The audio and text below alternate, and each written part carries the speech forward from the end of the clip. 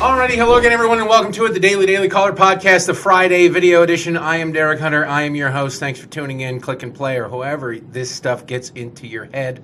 We appreciate the hell out of it. Subscribe, share, tell a friend, do all that good stuff, because we don't exist if you don't pay attention to us. Joining us now, it's a different kind of show.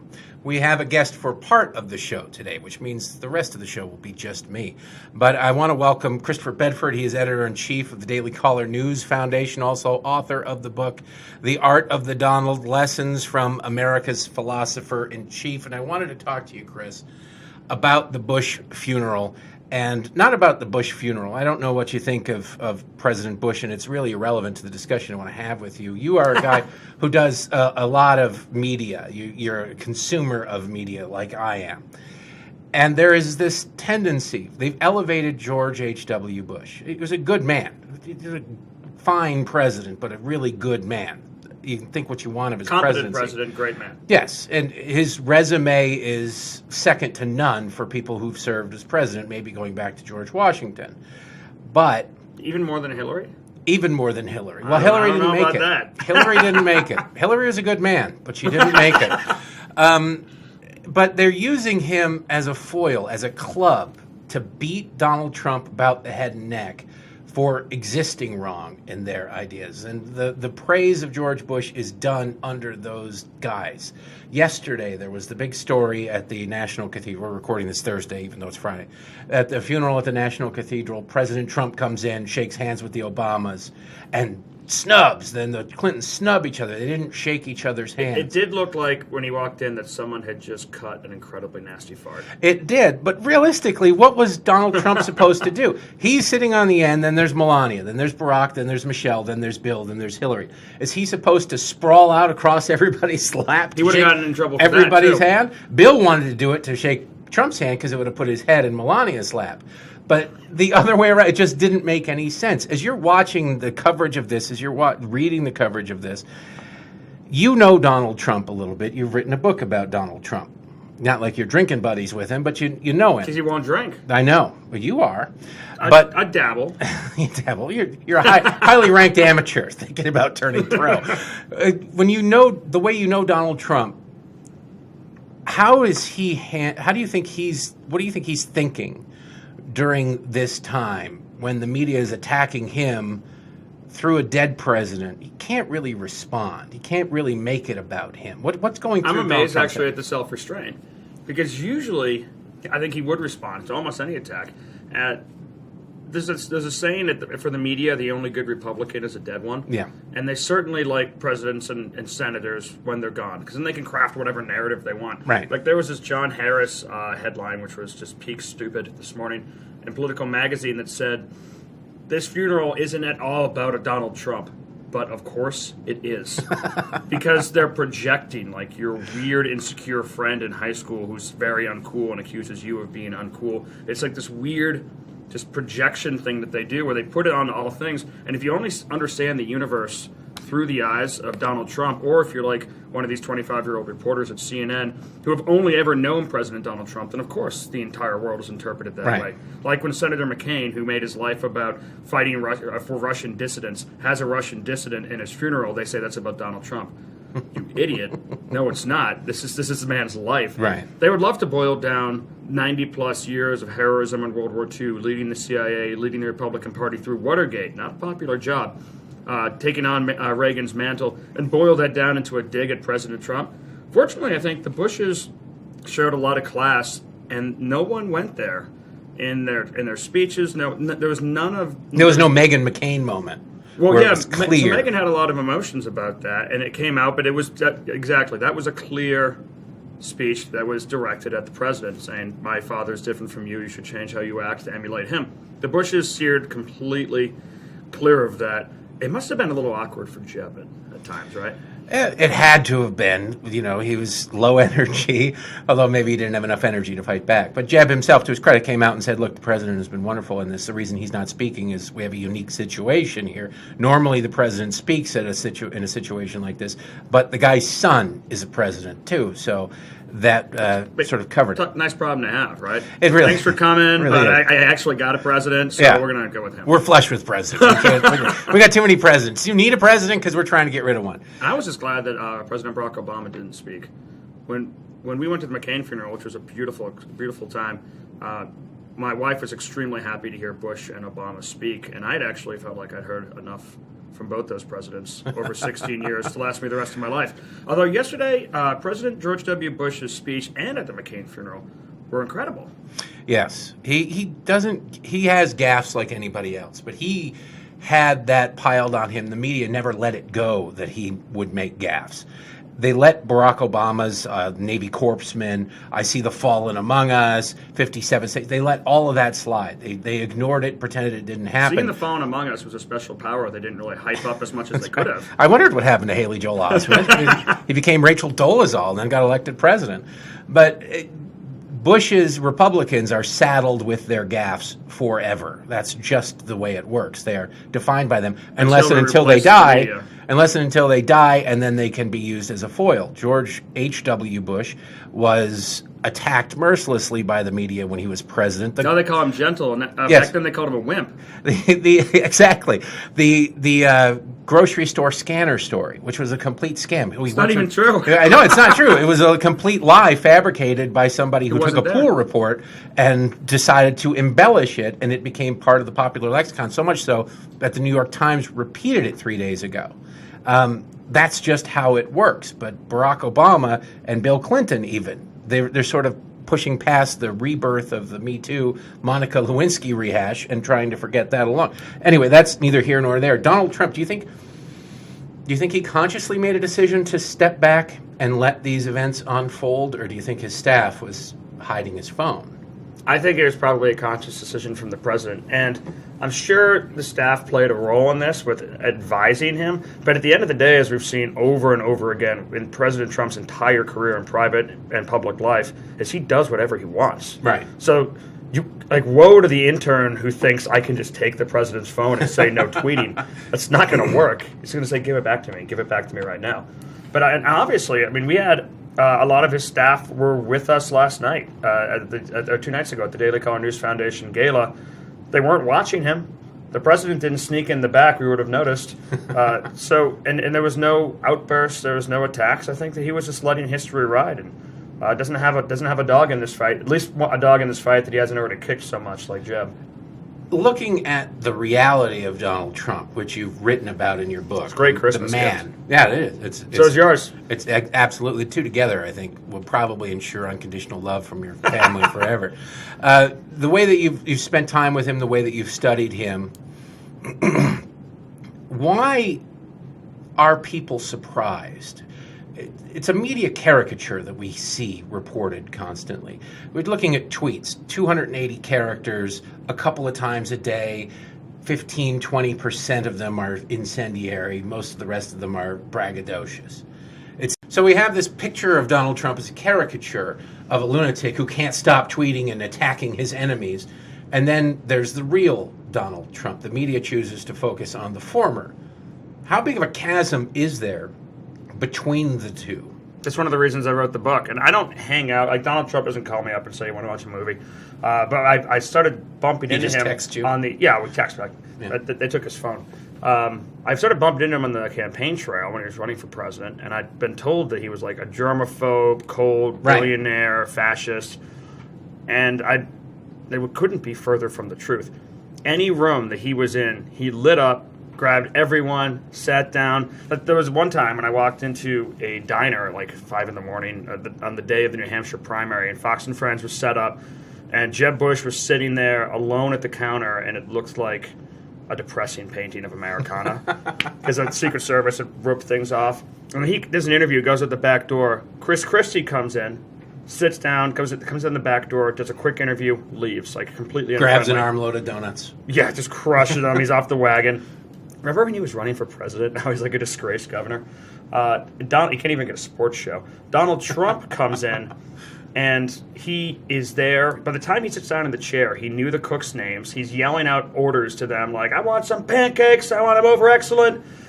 from the chair, live TV. And about an hour later, this place is still crawling with Secret Service because he's just sitting down with like 10 pancakes, surrounded by all these people who are like political junkies in New Hampshire, just crushing food and making jokes and taking pictures with in his Brioni suit with his trucker hat on, completely comfortable and a completely normal guy. And you hear about this like vicious person. And he picked up some babies and threw them in the deep fryer, though, right? Well, yeah, that's the way MSNBC New Hampshire portrays it, delicacy, obviously. Yeah. It's venison. It's cold out veal. there. Don't judge. But do you think that the misrepresentation, obviously the lies and the fake stories bother the president. Some of the true stories bother the president. He blends them sometimes. But do you think that the mischaracterization of how he is as a person bothers him more? He is this fascist, racist, Nazi monster as compared to this, because I met him and he couldn't have been nicer. His advanced people were like, don't talk to him, don't try to make eye contact, just get in, get your picture taken, and get out. I didn't want my picture taken, I just wanted a book signed. He comes in and he's greeting everybody. It was the exact opposite. The advanced people are always the worst, and they always lie, telling you things because they want to move it along. But he couldn't have been nicer. He couldn't have been the opposite. Don't make eye contact. Yeah. No rapid movement. Don't try to have a conversation that's basically they just want to move this line as quickly as possible. And then when people got because up there they know with he'll him, have a conversation. right, when he was starting the conversation, Yeah, he's interested. He was interested in what people had to say. It was the exact opposite of the way he is portrayed as a guy who only listens to himself, doesn't give a crap He listens about to anybody everyone. else. But there's obviously a major disconnect in that. I think he can handle the lies. He was a star celebrity in New York. He's dealt with media lies and media prying into your life and reporting things you don't want reported. And some things he did. I know, it was John Barron making the phone call. But some of the things are about him personally, his character, who he is as a person. Do you think that bothers him? It's a different league in my mind. It would bother me for sure, but it doesn't seem to faze him as much as not getting credit he feels like he's owed. So people, I mean, he's obviously not a racist. He's probably cared less about social issues than any Republican who's been the president or even the presidential candidate in years. He's been working in real estate across the world and in New York City, which is a pretty cosmopolitan place. Right. None of these attributes fit him, but what he complains about over and over again is not getting credit, and that's something that's bugged him his entire life. When he was in New York City, and he was just kind of the working class loudmouth guy. He was never going to get into the nice fancy clubs that his children care so much about. Well, he was from Queens. He was rich, but he was from Queens. Exactly, not a Manhattan guy. That's why his I like ancestors didn't get off the Mayflower. Therefore, he's not good enough. And then he went down to Florida, and they let him into the private club. So he's like, "Fine, I'll build one." And now it's the preeminent club of the area. I mean, maybe some people would put their noses up at it, but they're dying. President Trump has never quite fit in, and kind of like the Richard Nixon thing. Like he cannot stand the elites and the Harvard establishment because they always thumb their nose at him. President Trump's that seems to bug him more than most things. Well, he seems to like the elites, though. People who went to he stressed about Brett Kavanaugh, his education pedigree. Do you think he's still striving to be... Because part of his time in Manhattan, the reason he liked being on the cover of the tabloids was sort of as a middle finger to the upper crust who didn't accept him. Do you think he still has that part of him in him? Oh, yeah. Everything... When I went back and... Because he's the president. None of those snobby, stick-up-the-ass people and he says are that going too. to be president. At the end of the day, I'm president and you're not. So. Right. I love that. He's definitely beaten them. I mean, this is a guy who doesn't really... He's a fine-looking guy, but he's got no singing talent. He doesn't have a ton of acting talent, although he was in a porno once. And you know what? The Academy crapped all over him with his cameo in Home Alone 2. That was amazing. He should have been nominated. That was amazing. Should have been nominated. But he has no massively discernible entertainment talents that you associate with an actor or a singer, but he wanted to be the most famous person in the world, and he accomplished it. That's pretty incredible. Obviously, there's something to learn from that. He was one of them before he was president. Yeah, absolutely. And now he's probably achieved most famous person in the world. I wonder if you went around to different places, maybe President Barack Obama would be up there as well, with a picture of these two guys, and said, do you recognize one of these people? There is no Obama bear. There is a Trumpy bear. So I think that... You bought that? I had it bought. Richie bought it. I got people. I wouldn't. The video team bought it, but I had to know if it was real. I had to know if it was real, and it's all too real. And I bet the president has one. Do you think the president has one of these things? Ages 12 and up. I bet he does. I bet they sent him one. But do you think the president, aside from the middle finger that him being president, the thumb in the eye that him being president is giving his enemies and the people who criticized him, which would be satisfying to anybody, I think. Do you think he actually enjoys being president, the job, not the pomp and circumstance? I think Barack Obama loved the pomp and circumstance of being president. I'm not sure he loved the job of being president because he never seemed to know what was going on in his own administration. Didn't seem like he was presidenting all that much. But do you think Donald Trump actually revels in the work of being president? Yeah, because it's deal making. It's the hardest part of deal making. However, there are other parts of being the president that the last three presidents, including President Trump, haven't done. And that's the hard work. The going down to Congress, the enforcing deals, the making all the calls. Trump has actually been a lot better than President Bush or President Obama, W. Bush, at calling congressmen and doing meetings and try to bring people in and pushing deals through. But he hasn't seen a couple of these efforts through. Like, for example, the Congress and the Senate are about to pass him a bill. They say he signed a two-week bill today to fund the government. And after that, the last 2 weeks that they basically have in session before Democrats take over, they're not going to fund his wall. And this is going to be President Trump's last chance. And what he could do is tell the Freedom Caucus and tell 10 senators, you need to stand up and say, veto this. I'm going to veto this. I'm going to send it back. But he likes deals. He likes to get things done. He likes to make progress. And he'll push that. He'll probably sign it, at least I'm predicting. And then his number one campaign promise is not going to be fulfilled in 2 years to build that wall. One of the things that I found about the repeal and replace debacle of Obamacare that John McCain torpedoed was, unlike other presidents, I think you're right that Donald Trump does like to pick up the phone and make the phone call to individual members and try and work it out on a one-on-one basis. That works in business because you both have a vested interest in something getting done. In politics, it's different. A lot of times there's more interest in nothing getting done, and it's hard to understand from a business perspective. Which is generally good. I like gridlock. But I do too, but the president didn't employ what I think is his best weapon. During the Obamacare repeal and replace debate, he could have been doing these kind of rallies. He could have been going around the country to specific states to target senators, to specific districts in those states to target members of Congress, and holding events and putting the feet to the fire, using the bully pulpit to try and apply pressure from the people who really matter, who aren't lobbyists, to these members on the fence. And he didn't do that. You're right. Is that not part of his character? Is that just, he thinks... I think it was just a bad talk to somebody mistake. They underestimated Democrats and they overestimated Republicans. I was talking to a couple guys from the House and Senate at lunch today who said that they had intended to, in the first few months of the Congress, fund the wall and repeal Obamacare. That was the plan. It wasn't even debated. Leadership, I mean, this is obviously not what Paul Ryan came to Washington, D.C. to do, build a border wall. So he didn't like it, but it wasn't even debated. We're going to get this done. And then it all fell apart with the competing interests and the squishy Republicans and complete wall of blue opposition, and then a leadership that just backed off it. And here they go. They're walking out 2 years later with absolutely nothing done. But rallies, and I think the president also underestimated this, or at least his staff did, rallies might have been able to be one of those things that pushed it over. But I asked after, when John Kyle was filling in for John McCain, I was like, why don't they just bring this back up for another vote? Why don't, now he's anti-Obamacare, why don't they just repeal it? And at that point, though, because so many people had lost their races, people told me, well, the House of Representatives won't repeal it now because there's so many people who are angry at President Trump and blame him, which is crazy, right? But that's the kind of level of politics you're dealing with, even on the repeal battle, which they campaigned for. All politics is local, and it's petty as hell. And I think that I always call Washington, D.C. high school with paychecks. It really is. People think, well, these are the best and the brightest. These are the people who are very serious and only care about what. No, it is. It's horrible. It's high school with paychecks. And narcissism. The kind of people who are politicians are typically weird. You have to be. Some of them you look at and you go, how the hell did Blake Farenthold ever get elected anywhere? But wasn't that fun? Yeah. And the pictures, it made it worth the disgrace to the country. The pictures of his pajamas was enough.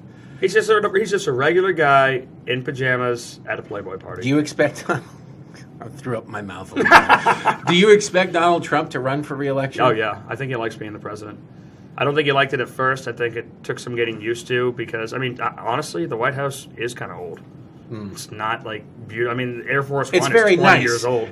When I grew up in Detroit, our school would take field trips to Greenfield Village and Henry Ford Museum. We would go to Henry Ford's mansion, Fairlane Manor.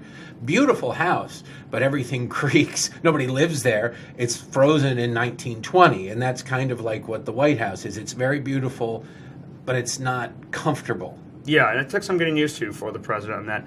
But I think he loves the job right now. He's absolutely going for re-election because he has a pretty insatiable urge to win. Do you really think he's aware of the... I know Twitter exists, and clearly, considering he retweets people, he doesn't do it as much now, but he's aware of the mentions column. So he checks what people are saying about him, and as he weeds through the F you, I want you in... all the never... Just blocking people. Lunatics. Do you think he really still has his finger on the pulse of a large swath of the American public? Being a billionaire, it's amazing how much he's able to relate to the average person. My dad drove a forklift for General Motors for 30 years, and he's a Trump voter and a Trump supporter, and it pisses him off that the media, the coverage, like they won't cut this guy a break, they won't be honest about him, blah, blah, blah. My dad didn't graduate high school. My dad has nothing in common with a billionaire from New York, yet my dad feels like Donald Trump gets him. Don't you run risk of losing that living in the White House, being president? Being Donald Trump, you can go to construction sites where you're the boss and everybody comes up to you with a hard hat on, and so you're having those interactions with everyday people. Being president of the United States, you can't go anywhere. They went to Blair House, which is literally across the street from the White House, and they had to take a motorcade to get there. Is he still that... I know his audience is connected with him. Is he still that connected with his audience? It certainly hurts to be that isolated because, like you said, even when you're just a billionaire, you can still interact with the construction workers and the people that you employ and be more... He is more connected, and I think that what I thought was amazing to see at some of his rallies where you'd see a guy in a Vietnam hat, a Vietnam vest, jeans, and boots with a Vietnam T-shirt sitting there getting and loving this guy in a handmade Italian suit because unlike, maybe Marco Rubio, he wasn't like hiding his cufflinks because I'm in a working class area or like putting on a vest because I'm in a middle class area. He was just himself, and people can sense that. But he is completely removed from the broader public right now that he's not interacting with through a security line. However, he's still really well connected through television, and he watches the same base form of entertainment that the entire country watches. He soaks in the same websites and reads the Daily Caller, watches Fox News. I think that's a big key to some of his success is he's not getting what Americans care about from reading the Journal. He's getting it from watching television, and he's seeing the exact same issues that they care about. If he did this for 10 years, he'd probably have no idea what was going on planet Earth anymore. But 4 years, 3 years, I think he'll get by. Think he wins? Yeah. But there are going to be 87 people on the Democratic side running. And it's an unimpressive field, except for Joe Biden, who's pretty old. Yes, well, it would be the battle of the ages when you have two presidential...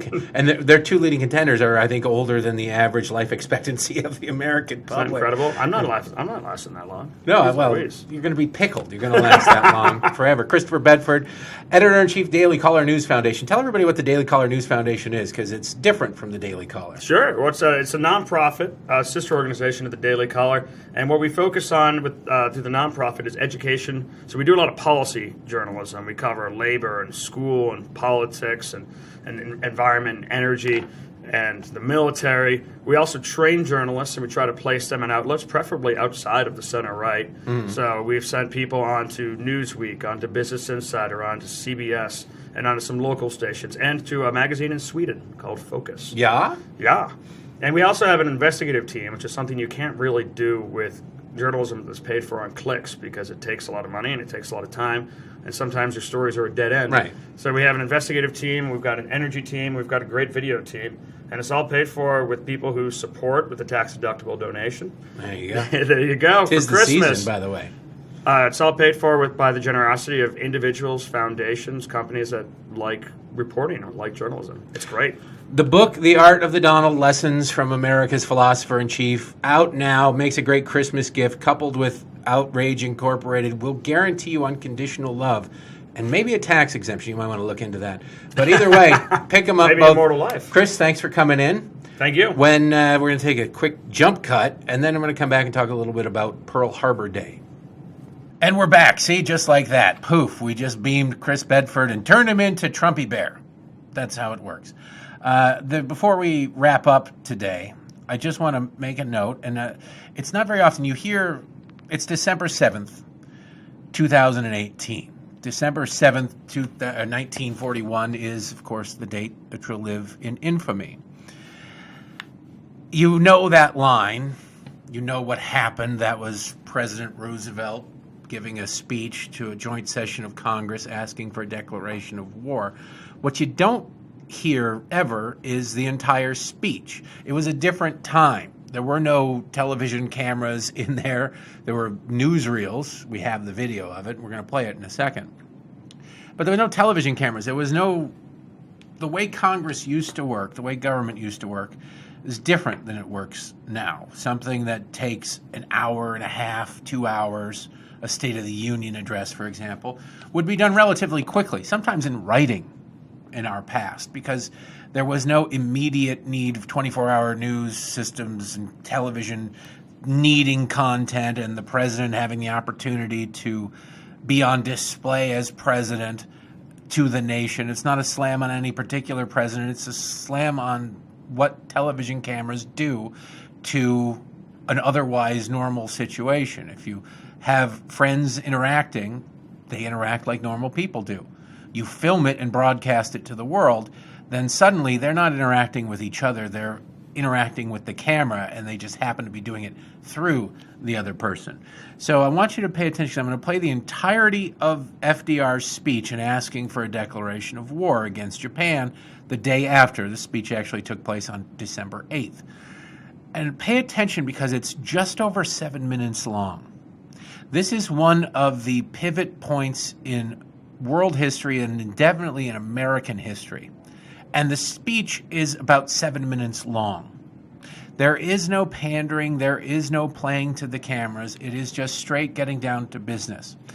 We don't get that anymore. Imagine a State of the Union where the president goes out there and says, the State of the Union is strong. We need to do X, Y, and Z to keep it going in the right direction. I want to work with anybody who helped me get there. Let's get this done for the good of the American people. Thanks for stopping by. We'll see you later. Imagine that. If you boil the gist down of every State of the Union address in your lifetime, that's about it. Yet the speeches of Bill Clinton, I think, is still speaking, one of his speeches, because he would ramble on forever. Very few occasions require something to be a substantial speech. When Bill Clinton's getting paid $500,000 for a speech in Russia, he better deliver at least an hour. The speech by George W. Bush after September 11th to a joint session of Congress was a heady speech, and the nation needed a speech like that. And it was a great speech. If you haven't listened to that in a while, I recommend going to get that. But imagine today this country being attacked and the president wanting a declaration of war and speaking for about 7 minutes, just the gist of it. Today was the start of America's official entry in World War II, a monumentous occasion. And I want to mark it and in a way sort of honor not only everybody who served, but George H.W. Bush, who we just laid to rest yesterday, who after his 18th birthday, his first moment of eligibility on his 18th birthday, went and signed up. He was not unique in that. Hundreds of thousands of men across this country went and signed up the first day they were able to. We could not win World War II today. We couldn't even fight World War II today. One party would be sympathetic to the enemy. So just a reminder of this day, because we're losing World War II veterans faster than any other group of people, and soon they'll all be gone. So if you know any of them, thank them.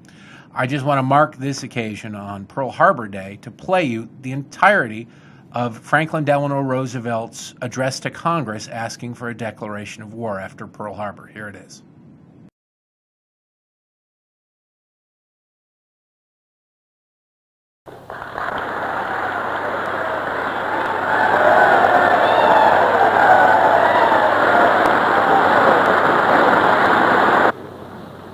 Senators and representatives, I have the distinguished honor of presenting the President of the United States. Vice President, Mr. Speaker, members of the Senate, of the House of Representatives, yesterday, December 7th, 1941, a date which will live in infamy. The United States of America was suddenly and deliberately attacked by naval and air forces of the Empire of Japan. The United States was at peace with that nation, and at solicitation of Japan, still in conversation with its government and its emperor, looking toward the maintenance of peace in the Pacific.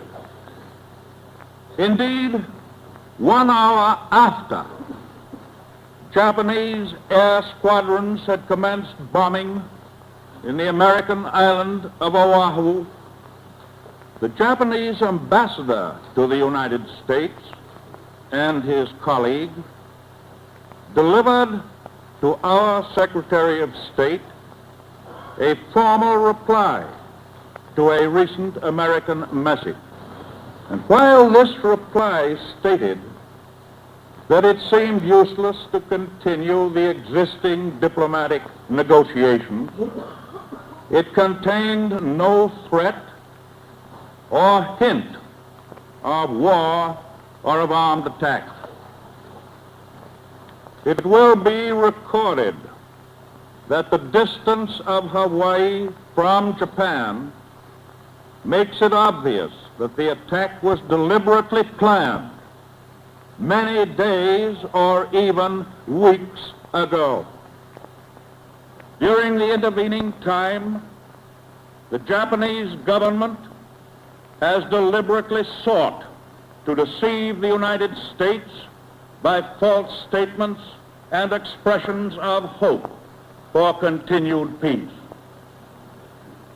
The attack yesterday on the Hawaiian Islands has caused severe damage to American naval and military forces. I regret to tell you that very many American lives have been lost. In addition, American ships have been reported torpedoed on the high seas between San Francisco and Honolulu. Yesterday, the Japanese government also launched an attack against Malaya. Last night, Japanese forces attacked Hong Kong. Last night, Japanese forces attacked Guam. Last night, Japanese forces attacked the Philippine Islands. Last night, the Japanese attacked Wake Island. And this morning, the Japanese attacked Midway Island. Japan has therefore undertaken a surprise offensive extending throughout the Pacific area. The facts of yesterday and today speak for themselves. The people of the United States have already formed their opinions and well understand the implications to the very life and safety of our nation. As Commander-in-Chief of the Army and Navy, I have directed that all measures be taken for our defense, but always will our whole nation remember the character of the onslaught against us.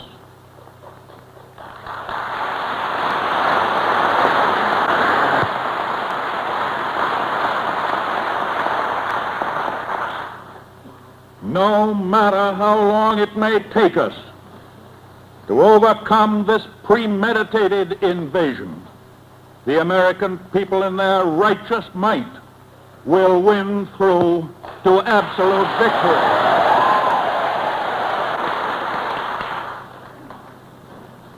I believe that I interpret the will of the Congress and of the people when I assert that we will not only defend ourselves to the uttermost, but will make it very certain that this form of treachery shall never again endanger us.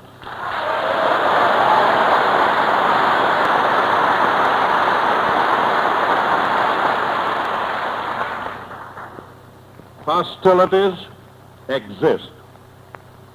There is no blinking at the fact that our people, our territory, and our interests are in grave danger. With confidence in our armed forces, with the unbounding determination of our people, we will gain the inevitable triumph, so help us God.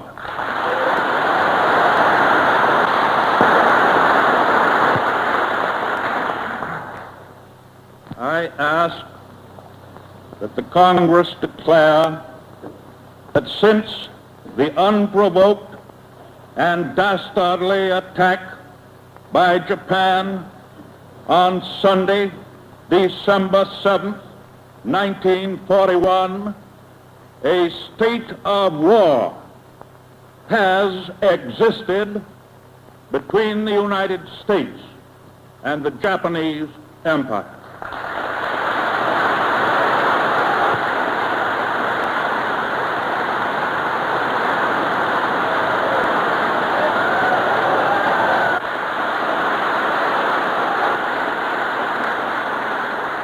Congress, with overwhelming acclaim, then voted the declaration of a state of war, and the President signed it 3 hours after this historic scene.